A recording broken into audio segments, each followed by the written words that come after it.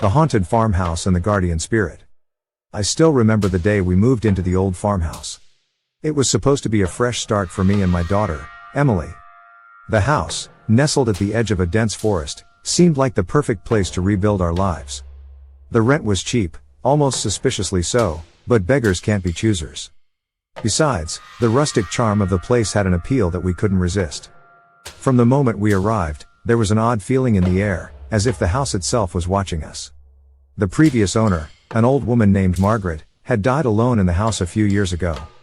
The realtor assured us it was just a natural death, nothing to worry about.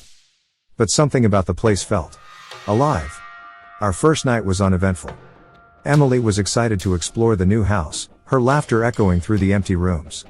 I was unpacking in the kitchen when I heard a soft humming sound. I dismissed it as the wind, though it made the hairs on the back of my neck stand on end. As days turned into weeks, we started to notice strange things.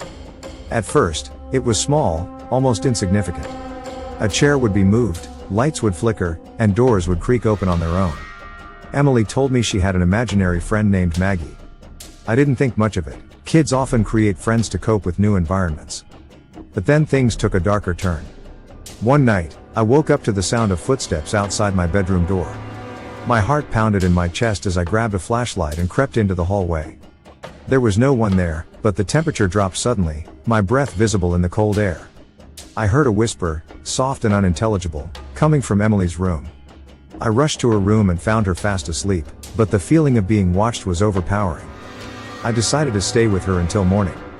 As I lay beside her, I felt a presence, a cold touch on my shoulder, but when I turned, there was nothing but darkness. The next day, Emily seemed different. She was quieter, more withdrawn. When I asked her about her imaginary friend, she looked at me with wide, fearful eyes and whispered, "Maggie is angry, Mommy." Chills ran down my spine. I tried to comfort her, telling her there was no such thing as ghosts, but deep down, I wasn't so sure.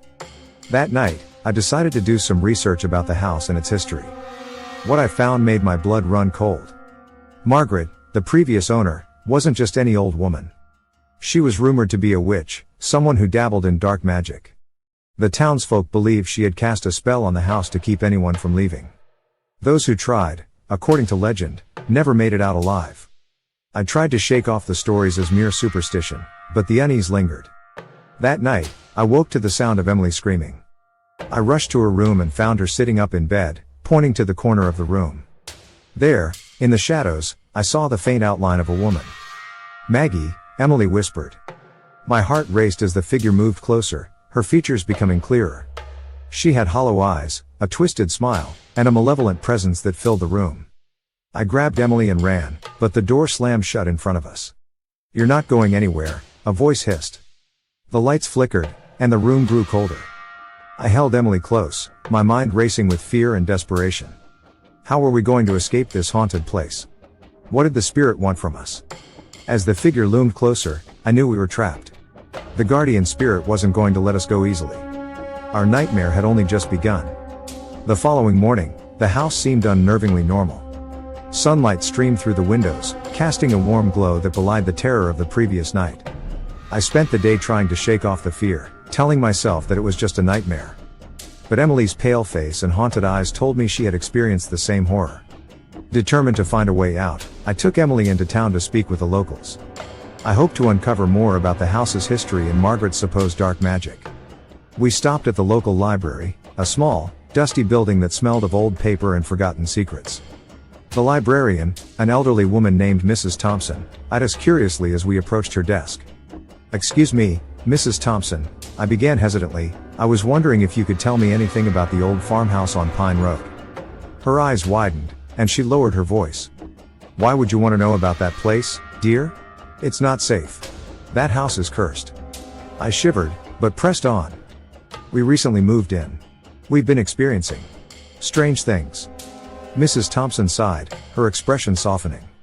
"That house has a dark history. Margaret was feared by many. They say she was involved in witchcraft, that she summoned spirits to guard the house. She was always alone, and after she died, no one dared go near the place." She pulled out an old, leather-bound book and opened it to a yellowed page. "This is a diary entry from one of the townsfolk, dated back to when Margaret was alive. It speaks of rituals, dark spells, and a guardian spirit bound to the house. As I read the entry, a chill crept down my spine. The words spoke of summoning a spirit to protect Margaret and her home, to keep intruders away. It described how the spirit would grow more possessive and violent over time, ensuring no one could ever leave.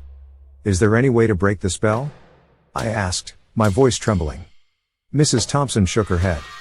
No one knows for sure. Some say destroying the objects used in the ritual might weaken the spirit. Others believe a cleansing ritual by a powerful medium could help. But be warned, the spirit won't give up easily. Desperation clawed at me. Do you know anyone who could help? She nodded. There's an old woman named Agnes who lives on the outskirts of town. She's rumored to have knowledge of the supernatural. She might be able to assist you. Armed with this new information, I took Emily and drove to Agnes's cottage. The place was secluded, surrounded by dense woods. As we approached, I noticed strange symbols carved into the trees and stones scattered around the yard. Agnes was waiting for us, a frail figure with piercing blue eyes that seemed to see right through me. She invited us inside, her home filled with the scent of herbs and candles. We explained our situation, and she listened intently. I can sense a dark presence around you, she said finally. The spirit is strong, but not invincible. We will need to perform a cleansing ritual, but it will require courage and strength. The spirit will fight back. I nodded, willing to do whatever it took to protect Emily. What do we need to do? Agnes gathered her supplies, candles, herbs, and a vial of blessed water. Tonight, we will return to the farmhouse. We must find the objects used in the ritual and destroy them. Once they are gone, I will perform the cleansing ritual. As the sun set, casting long shadows over the landscape, we returned to the farmhouse. The air was thick with tension, the house looming ominously in the fading light. Agnes began setting up her ritual, placing candles and herbs around the house. Stay close to me, she instructed. And whatever you do, don't show fear. As we started the ritual, the atmosphere grew heavy, and the temperature dropped. Whispers filled the air, growing louder and more menacing.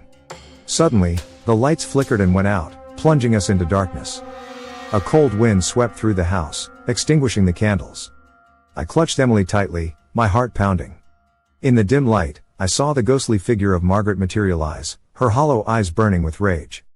You shouldn't have come back, she hissed. Agnes stepped forward, chanting words in a language I didn't understand. The spirit shrieked, and the house shook violently. Objects flew off shelves, and a deafening roar filled the air. Find the ritual objects. Agnes shouted over the chaos. Destroy them. I searched frantically, my mind racing. In the attic, I found a box filled with old, worn items, a black candle, a tattered book, and a lock of hair. I grabbed them and ran back downstairs, where the spirit was attacking Agnes. Here! I cried, throwing the items into the center of the room. Agnes doused them with the blessed water and continued chanting. The spirit screamed, a sound so piercing it felt like my ears would burst. The house shook one last time, and then, everything went still. The candles reignited, casting a soft glow over the room. The spirit was gone, but the air was still heavy with tension. Agnes completed the ritual, her voice calm and steady. It's done, she said finally. The spirit is weakened, but not gone. You must be vigilant. This isn't over yet. As we stood in the now quiet house, a sense of foreboding settled over me. The battle was far from finished, and I couldn't shake the feeling that the worst was yet to come. The calm after the ritual was deceptive. Although the oppressive presence had lifted, a subtle tension lingered, like the static before a storm. Days turned into weeks, and life seemed to return to a semblance of normalcy. Emily and I tried to return to some semblance of normalcy, but the memory of the spirit's attack lingered in our minds. I knew we were living on borrowed time. Agnes had warned us that the spirit was only weakened, not destroyed. Emily's imaginary friend, Maggie, had not reappeared, and for that, I was grateful. I kept a close eye on her, ensuring she never wandered off alone. Despite my vigilance, a sense of unease gnawed at me. The house seemed to hold its breath, waiting for something to happen. One night, as I was tucking Emily into bed, she looked at me with wide, fearful eyes. "Mommy, Maggie says she's coming back. She says she's angry because we hurt her." A chill ran down my spine. "Emily, there's no such thing as Maggie. It's just your imagination." But deep down, I knew better. The spirit was still there, lurking, waiting for the right moment to strike. That night, I barely slept, my mind racing with fear and uncertainty. The next day, I decided to follow up on Agnes's advice. We needed more information, something that could help us end this nightmare once and for all. I returned to the library and scoured old records, newspapers, and any documents related to Margaret and the farmhouse. What I found was a web of dark secrets and untold horrors. Margaret had been accused of witchcraft long before she died. There were reports of strange rituals, disappearances, and even deaths linked to her. The townsfolk had been too afraid to confront her, and after her death, they avoided the house altogether. One article mentioned a diary, hidden somewhere in the house, detailing her dark practices and the summoning of the guardian spirit. I returned home, determined to find the diary. If we could understand the rituals, maybe we could find a way to break the spirit's hold for good. Emily stayed close, sensing my determination and fear. We searched every nook and cranny, but the diary remained elusive. That night, as I was about to give up, I heard a whisper. It was faint, almost indistinguishable, but it seemed to be calling me. I followed the sound to the basement, a place I had avoided since our first night in the house. The air was damp and cold, the smell of mold and decay filling my nostrils. In the far corner of the basement, hidden behind an old wardrobe, I found a loose floorboard. My heart raced as I pried it open, revealing a small, dusty box. Inside, wrapped in a tattered cloth, was Margaret's diary. I brought the diary upstairs and began to read. The entries were filled with descriptions of rituals, incantations, and dark magic. Margaret had indeed summoned the spirit, binding it to the house to protect her from anyone who might wish her harm. As I read further, my hands trembled. The spirit wasn't just a guardian, it was a malevolent entity, feeding off fear and despair. The last entry was the most chilling. Margaret had tried to control the spirit, but it had grown too powerful, turning on her. In her final days, she had been tormented, trapped in the house she had cursed. Her death had only strengthened the spirit's hold, binding it to the property for eternity. I knew we had to act fast. The spirit would grow stronger with each passing day. I contacted Agnes, explaining what I had found. She agreed to come over the next night to perform another, more powerful ritual. This time, we would attempt to banish the spirit for good. As the sun set, casting long shadows over the farmhouse, Agnes arrived with her supplies. The air was thick with anticipation and dread. Emily clung to me, her small hands shaking with fear. Agnes began setting up her ritual, her face grim with determination. "We need to destroy the diary," she said. "It's the source of the spirit's power. Once it's gone, the spirit will have nothing to anchor it to this world." I nodded, my heart pounding. As Agnes began the ritual, chanting in a language I couldn't understand, the house seemed to come alive. The temperature dropped, and a howling wind filled the rooms. The spirit's presence was palpable, a dark force pushing against us. Suddenly, the lights flickered and went out.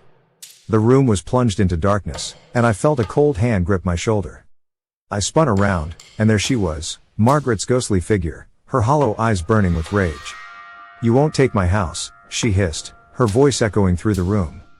Agnes continued chanting, her voice growing louder.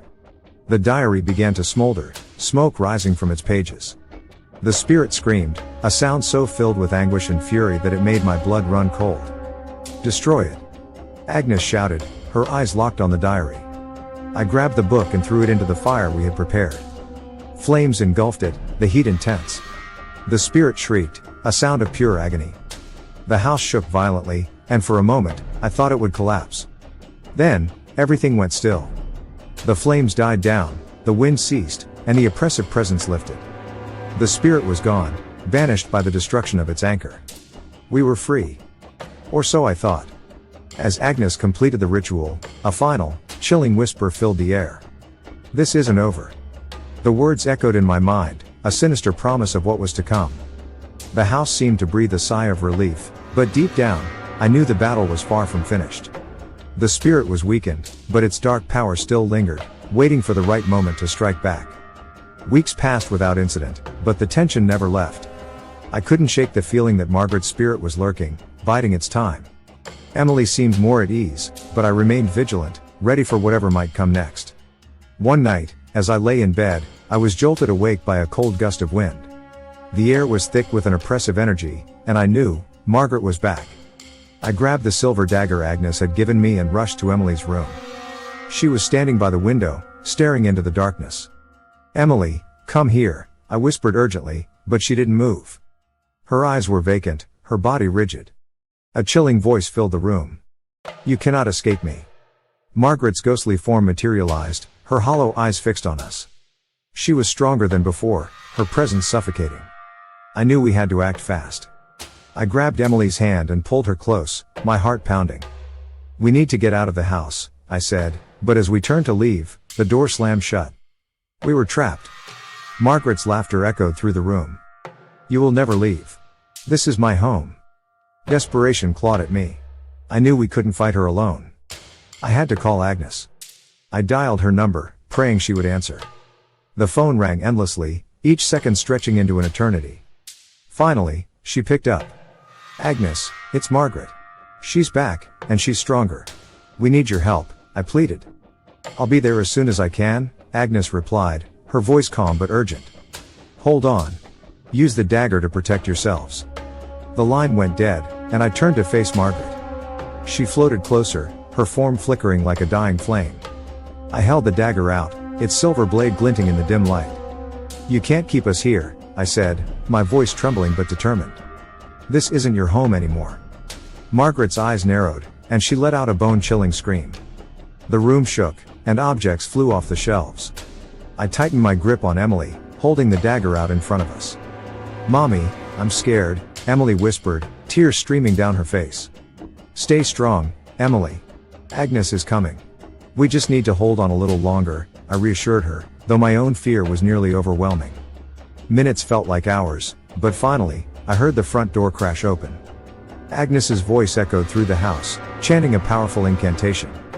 The air grew thick with energy, and Margaret screamed in rage. Agnes burst into the room, carrying a new set of talismans and a vial of blessed water. She began placing the talismans around the room, her voice strong and unwavering. Margaret, you are not welcome here. Be gone from this place. Agnes commanded. Margaret's form wavered, her fury intensifying. You cannot banish me.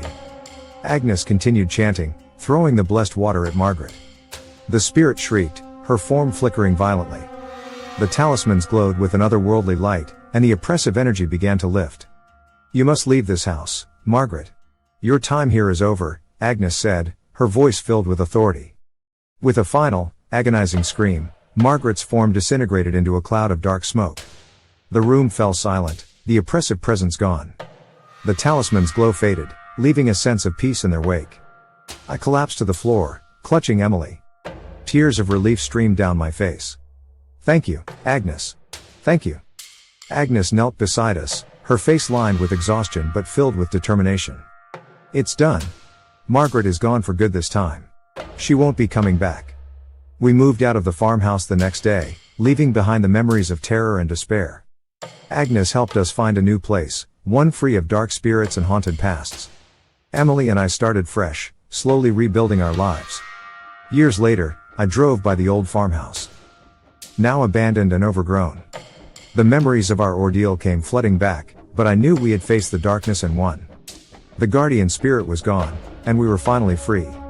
As I drove away, I glanced in the rearview mirror and saw a figure standing in the window, watching us leave. A chill ran down my spine, but I shook it off. Margaret was gone. She couldn't hurt us anymore. Or so I hoped.